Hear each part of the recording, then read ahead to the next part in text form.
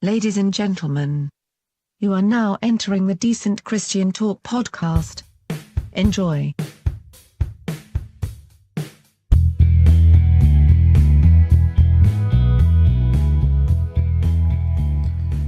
Decent Christian Talk episode number 54. 54. We are back from our holiday break.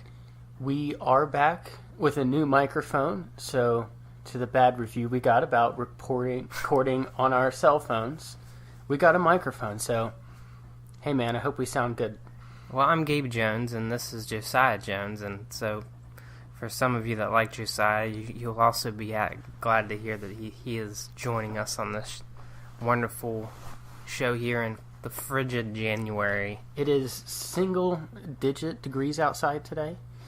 It's been single digits a lot lately. That's fine. I like it. It's okay. I'm trying to explain to Judah what is less than zero. Judah's my son. Yeah, that's complicated. Anyway, guys, we got a great show for you today. We've got the great Kevin Max on the show today. This is his second time on our show. At least. He just launched a pledge music campaign for his 13th solo rock record. That's hard to believe. That blows your mind. And the great Kevin Max just became a little bit greater, because I was listening to AWOL just a little bit before we got on here, and it is phenomenal.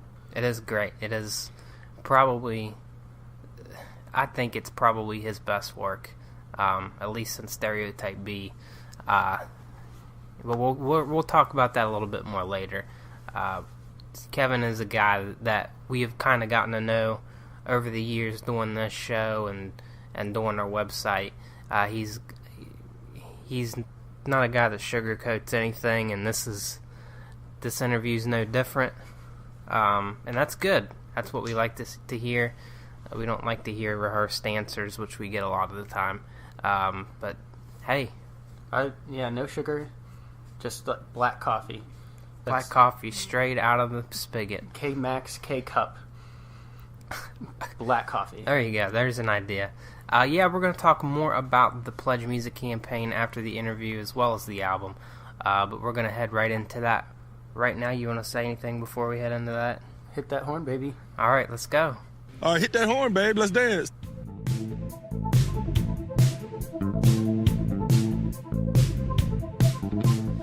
We just kind of hung out at Winter Woods 2 not long ago. How did that go for you as an artist, getting to do that again with your fans for a second straight year, and then just kind of being able to hang out with your fans and everything?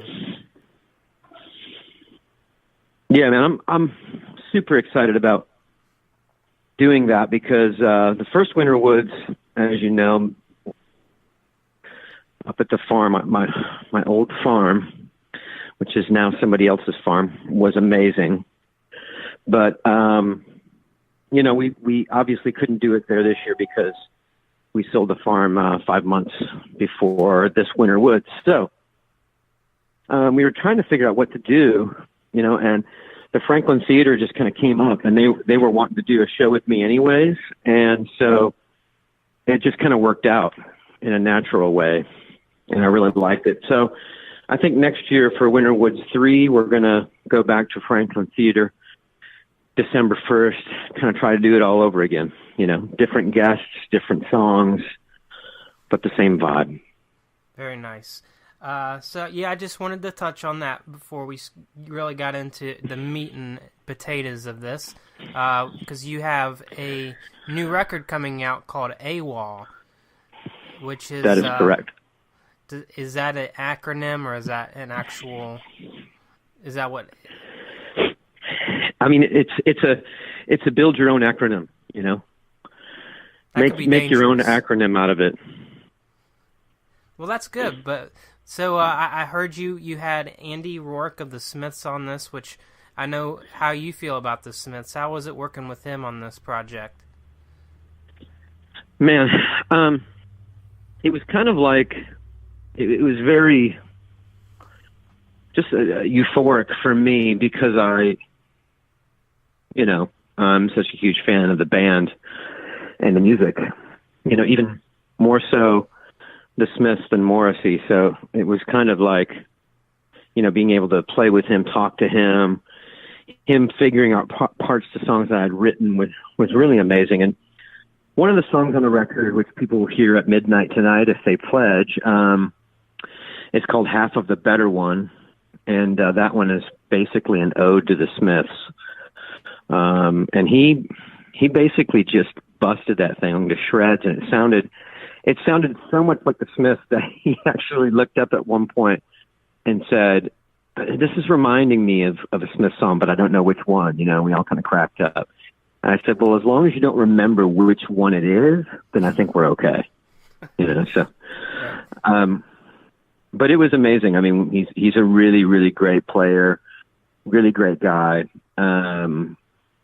Typical Manchester, where he's just, kind of, very cut and dry, pretty salty. And I love that about him. I mean, I really enjoyed his company. I mean, he did exactly what I thought he would do on the bass, and that was create really melodic lines.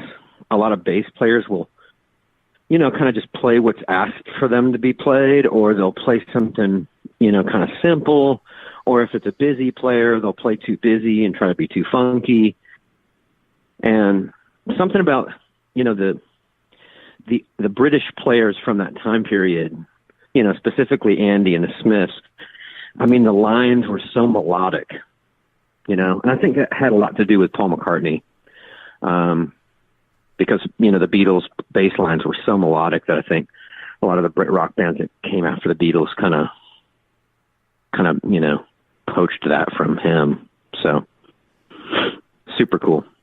I've heard a couple singles from this album already, and it kind of definitely has that Euro influence. Did that happen intentionally? I know that's obvious an influence on you, but as far as this album is concerned, did that happen intentionally just from hanging out with him, or was that kind of in your plans all along? Yeah, I mean, people that know my music well, you can track me back to Stereotype B and just hear all of that on the first album that I did. There's no mystery that I was, kind of dipping into the whole Beatles thing. And I'd say on Stereotype B, there's actually even some Britpop kind of stuff happening just because of the time period, So this record is kind of a little bit more mature than that was in the selections and the tastes from Britpop, Brit rock, new wave, but it is in that genre for sure. But it's just kind of all over the map because there are some guitar-oriented songs and there's some keyboard-oriented songs. So it's not totally a guitar record and it's not totally an electronic synth record. It's kind of a combination of all of those things. So, and specifically the back end, I mean, the reason we're doing Pledge campaign this time with this album is that we want to raise the support for the back end of the record. I mean, we've already done 7 songs. Now we want to do 6 or 7 more, and do a double vinyl and make it really cool. So we already have the majority of the second side of the record written. And I've demoed most of them up at my studio on my keyboard, and they're kind of ready to go. So now it's just like bringing in the right players again and going to New York and finishing it, which will be a blast. Pledge music has kind of been something that you've gone with for the last few projects. What are some ways, for people that don't know, what are some ways that people can pledge, and what are some things that they can get from this project specifically? Yeah, the Pledge is great, but it has its drawbacks because, I mean, the cool thing about Pledge is that as big as you can dream, you can put it out there as an exclusive. But the problem is, I mean, you have to fulfill that exclusive. So if I was to say, hey, join me, on a trip to Africa, because I'm going to Africa in 2 weeks in Mozambique to shoot a video, strangely enough. And if I was to say, okay, join me in Africa for a safari, you get to pledge whatever, $6,000 to go on safari with me. Well, then the issue is, not only does all those things have to come together for the record to be able to pay for that, but then you have to schedule out with everybody when that happens, because I've got a schedule, and the people that would want to, pledge on something like that would have to have a schedule, and it gets a little difficult. So, this being I think my fourth or fifth pledge, I kind of learned what to do and what not to do. So there's going to be some things that look kind of similar from the other pledges, and that's because they're easier to fulfill. And I see people liking them better, The whole lyric sheet thing is really difficult for me to do, just based on time, for me to sit there at my desk and write out song after song after song. And I just feel cheap about, going to a copier and copying it. I feel that that's cheap. So I just decided to do away with that, and the ones that seem to work well are, the really pretty standard stuff, like, phone calls or, house shows, or, doing, kind of crazy merchandise, things like that. Those are easy to do. And obviously there's going to be a CD with this. There's going to be vinyl. And there will be a show of some kind that we're trying to think of. So that's not going to be on the pledge list when people go there tonight, but it will show up possibly down the road a little bit if we decide to do it. And if we decide to do it, then, we'll make it easy for people to throw in a little extra to pledge for that. And I talk about like a show, it more like kind of like a listening party. I know a lot of bands have been doing that, and that's really cool. And I could do a listening party on the side of pledged too. So that's kind of an idea, to not have to involve pledge in it, just do it on my own, Yeah. I saw on a post that you did recently that you're really going to push house shows, and I know your friend Derek Webb has been doing that, and he's been doing that successfully. Is that something that you're hoping to expand on in the future? I think that for some reason I love doing songs to a smaller audience. I feel like the intimate audience is sometimes better for me, because it helps me concentrate a little bit better. I do like the big shows, and I mean, man, I've certainly done enough big shows to know what that feels like, but I'm more into the intimate thing. And some of these songs on AWOL would be difficult to do acoustic, but there are enough of them that I could play acoustically, and then put in obviously songs from the past and requests that people might have. And I think we could really do some really cool house shows through that. Talking about possibly even linking up with Derek Webb and other artists that do the house show thing. And I've done a handful of them, but I kind of want to see if we could do more than like 2 or 3 this year. I'd like to see us doing about maybe a run of house shows, maybe like 10 to 12 house shows all over the country, which would be great. That would be sweet. I know you have So it's something that people can kind of come together and... Oh, sorry, go ahead. No, go ahead. I was just going to say the house show is something that people can come together and do as a group, and just pick somewhere that everybody can drive to pretty safely. Or, we could also do it in Nashville, And so there's lots of different things that you can do with a house show, rather than just a typical venue, So I like that about it. Now, I know you talked about also that this album is... You've done pledge music campaigns that have still had some kind of a backing from a label or some kind of support team. This one in particular has none of that. What was that none decision? of that as of yet, yeah. Yeah, what was that? Why did you make that decision? Yeah, I mean, mainly because I create music so quickly that people around me are kind of scratching their heads going, okay, well, you just put out a record and now you're putting out another one. and they're they have a hard time keeping up with me, and so I tend to just jump off and do it on my own because I don't want to wait around for record companies to catch up. They just typically take too long to make decisions, and in my opinion, lots of them muddy the waters when it comes to creative processes. And so I'm just not interested. Like, Goatee was really great in partnering, with me on Serve Somebody EP, but that was really easy because those were covers and we kind of knew what we were going to do with them. And other labels that I've been under for the last couple of years, or the last couple projects, sorry. I mean, they've been okay, but it's just been a process of kind of going back and forth. And I'm somebody that likes to move very quickly, because I'm pretty spontaneous.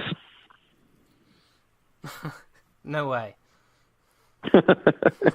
Yeah. I mean, I don't want to name any names, but there's a lot of artists out there that take like 3 years just to come up with a single. You know what I mean? And then it's not even theirs. And then they take like 4 years to set the single up. And then, probably another year just to get the band together to do the single. And, they spend like thousands and thousands of dollars. And, they have huge crowds and whatever, but I'm not into that way of making music. I think that, you should make music when it hits you, when it inspires you, not trying to come up with some kind of a formula.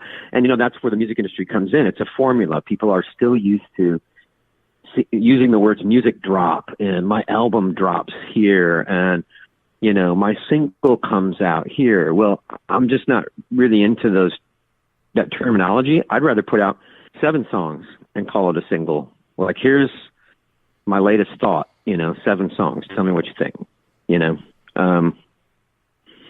and I hope it inspires people. And, I don't like to be too thought out about it. So. Yeah. And that's kind of cool that you can do that now, especially as an artist that's been around. How has it been kind of trying, I guess, I don't know if distancing yourself from the CCM market, but I don't know, just kind of working through that and just kind of realizing that's probably just not the best for you as an artist.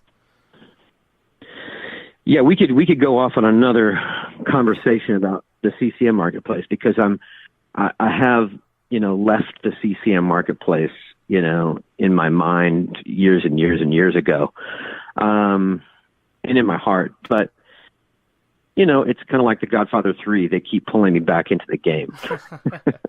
and I don't want to be a part of the game, but you got to look at the CCM industry as people too, and they've got needs, and they've got excitement, and they've got passion. But the kind of music that I make doesn't really fit in that world. That's kind of like trying to put me into bro country or something. It's just probably not going to work. So my thing is, I've realized that over the years, and I've felt it's easier for me to do my own thing and then really work hard at getting those songs to connect with people that really enjoy them, as opposed to selling out and doing the very easy thing, and then be tortured by it, because I'm just going to be honest and say, Audio Adrenaline, I love those guys, and I love what Hands and Feet stands for. And that part of it was a joy, but like making music for the CCM just was kind of lost on me. So I've realized that again, for like the 6th or 7th time, you really don't mix well with the CCM. So don't try to do it, and I've told many friends and many family members, I have no hate or dislike for the people that are in it. I just don't really like the music. Right. There's some people that, in the business end of it, that can get kind of sticky to me and kind of shady. But for me, it's really a music decision. And so it's caused me to be a little bit sidelined in a way. People have a harder time finding out what I'm doing because I don't have a big machine behind me pushing my music and my voice and my face and my image or whatever out to people all the time, like some of these bigger labels do. So I have to work really hard. And at 50 years old, I'm kind of slowing down. And, the money isn't as huge as if you were a part of a big machine. But I feel like all of that is changing. And you hit on something really, I think is the key of where music's going, is that you really don't have to do the way that it's been done anymore. Right. You can try brand new ways of bringing music to people. And I still think there's other, modes of communication and bringing music to people that haven't even been discovered yet. And obviously as technology gets better and better, there'll be other ways, So I just I kind of put my nose to the ground and just do what I do. And hopefully people like it. And I feel like I have a really strong kind of core crowd that gets what I want to do. And that's really a blessing. I'm sure there's a core crowd out there that hates what I do too. So there's them. Comes with the territory. So for those that were DC Talk fans and may have even checked you out on a solo release or two, this is obviously not your core crowd, but I'm talking about ones that have only checked out a few releases. What would you tell them is a good reason to check out this album? The main reason is that it's the same guy making the music. And that's, honestly, you don't get that with every artist or band. A lot of times bands are, changing and they're bringing in other people to write with. And, you can make a record that sounds like you, but isn't really you. And what I've tried to do over the years with a couple of bad decisions along the way is to really be who I am in every project that I make and be in the moment. So the people that love Stereotype B are gonna, I think, really understand where I'm at with this album AWOL, because it's stylistically, it's in the same ballpark. Lyrically, it's in the same ballpark. I've just matured, I'm 50, I'm heavier, I'm sexier, and I'm more wise, and just the same guy with the same flaws and the same insecurities and the same ideas. Just I've lived a little bit more life and have a little bit more experience. So in my opinion, that's more interesting. Like, all my heroes have been guys that are older than me. Like, I want to read what William Blake thinks before I want to read about what Justin Bieber thinks. And not because, I don't like what Justin Bieber does. It's just that he hasn't lived as much life, and that could be, what's the word for that? It's ageology or ageist. Experience, pretty much. It's ageist. It's not. It's like, and people can go like, oh man, well then that leaves no place for young artists, and that's not true. I feel like it doesn't necessarily need to be an age. It's just how much life you've lived at 17 or 19. And I know artists that sound like they're 50 and they're 22, so I guess I'm rambling, but yeah, I think that same, obviously the DNA is there, and I feel like the ideology is still there. I call myself a gothic hippie. I still feel like that's a part of what I do. My faith in believing in a God is still there, even though I don't believe in conventional religion or church or anything like that. I still believe in God. I still believe in Jesus Christ. I still believe in the Holy Spirit. So that's still a part of my music. It's definitely not as, maybe it's not packaged the way that certain people like it, but that's just the way that it is. Nice. Have you been contacted about being a part of any God's Not Dead sequels in the future? I think you know the answer to that question. But actually, it is a good question because, a lot of people don't even know that I sang on the original God's Not Dead single.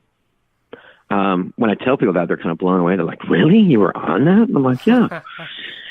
Because, Michael Tate's my friend. He's like my brother. So, and, if he calls me and says, hey, do this, and especially the fact that no films had been made at that point, and that was the first time I heard the song, I was kind of like, oh, okay, cool. Now knowing the history of the movies and all that, I don't know. But I'll do anything else for Michael Tate. I really will. You never know. But, you never know. They might call you to star the next film. You never know. I could be the next Kevin Sorbo, but that ain't going to happen either. So, that's the difference between me and some people, I guess. I mean, I'm a purist. Even if it means I'm not going to make money, I tend to say no to things. And, it's just decisions, man. Life is based on decisions. Right. And, some of the people that I look up to in that world, in the film world, it blows my mind some of the roles, that Al Pacino chooses to do, for money. But, I mean, that's Al Pacino. So he has his list of what he thinks is right or wrong and the decisions he's going to make and the compromises he's going to make. And then you've got guys that, in my mind, I feel like they don't compromise much at all. And they're kind of marginalized and sidelined, but their book of work is amazing, And, yeah, how do you go from Godfather to some of the stuff he's done? That's hard to believe. And it's not like he needs the money. I think it's, he wants to continue to work, but I feel like, he could choose better scripts than what he's deciding on. But, that's his decision. And I can't, I'm using it as an example. In Pacino's mind, maybe it's just, hey, I get to work today, Right. And that's his decision. Well, so I don't really have a whole lot more to talk about. I thank you for your time. I hopefully when I come to Nashville next time, you'll take my invitation for the egging that we talked about. Yeah, man, but we have to. That's a Halloween tradition. So let's Okay. Let's do that around Halloween because if you just go egging like any night of the week or any time of the year, I mean, it might be cops might not appreciate that as much. But if it's Halloween, then it's kind of like, oh, it's Halloween. There's kind of an unspoken right to egg somebody if you want to. I wasn't familiar with that one. Okay. Well, thank you so much. You don't have to put that on your broadcast, but Oh, by all means. I'll go there with you, man. All right. I'll ride shotgun with you. We can wear masks and everything. It's all good. All right, man. Yeah. Hey, thanks for your time, man.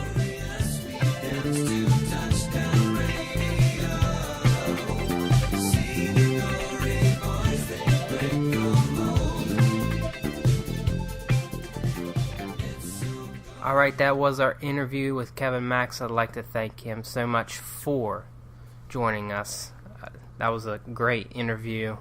I think it was about 25 minutes long. It's a little bit longer, but if you're still with us. I have yet to meet Kevin Max, so I'm not entirely sure if he's real. He is real, I can assure you. I've met the other two members of DC Talk, but K-Max has always eluded me, evaded me, dodged me somehow. You're going to have to come to the Winterwood show this coming December with us. Wait, it was just December. I know, but it's an annual thing now. So okay, so he has it every year. Yeah, this is a holiday tradition. Okay, I like it. But anyway, like we alluded to in the interview, and like we alluded to before, Kevin Max just launched his 13th studio album with the Pledge Music campaign. The album is called AWOL, and it is an incredible album. It's already over 50% as we record this. It's only about 48 hours old. There's a lot of great things that you can get with this Pledge campaign. Besides the music itself, you can get vinyl, you can get CD, you can get shirts, you can get Kevin Max at your own house. That's the deluxe package. Can we do that? Yeah, we'll see about that. But there's different things that you can get a hold of. If you go to pledgemusic.com, search Kevin Max, and AWOL will pop up. It's definitely something that's worth your time. You can get, if you're only interested in the music itself, there's 7 tracks that you'll get immediately when you pledge $10, and then, according to Kevin, he's going to record the second half. This is side of 1 the album. Yeah, there's more to come. AWOL is an absent without leave, and not Wonderwall, which is a different song. Yeah, AWOL is kind of his. Kevin's alluding to his departure from the CCM world, and we talked about that in the interview. And we didn't really talk too much about the fact that he's still a Christian. Don't worry. I mean, he's not like an atheist or anything, but as far as the CCM market is concerned, he doesn't want to be. He could be a guy that's at the top if he wanted to be. He could be, but and when I say at the top, I mean in the CCM world. But he's not into what is selling now in the CCM market, and he's not willing. That's why he left Audio Adrenaline. Right, and he's not willing to do that just to make a buck, pretty much. But that doesn't mean that what he's putting out is bad. In fact, it's incredible. This album is great. I think he's really found a gold mine with this album. He recorded it with Andy Rourke from the Smiths. I know the Smiths was, as we talked about in the interview, is one of his favorite bands of all time. You can hear all kinds of influences on this album from the Smiths, Duran Duran, a lot of the stuff from the 80s, the new wave stuff that I grew up listening to. So it's really good. You guys need to check that out. I know this is his 13th album, but I feel like this is the sweet spot of Kevin Max.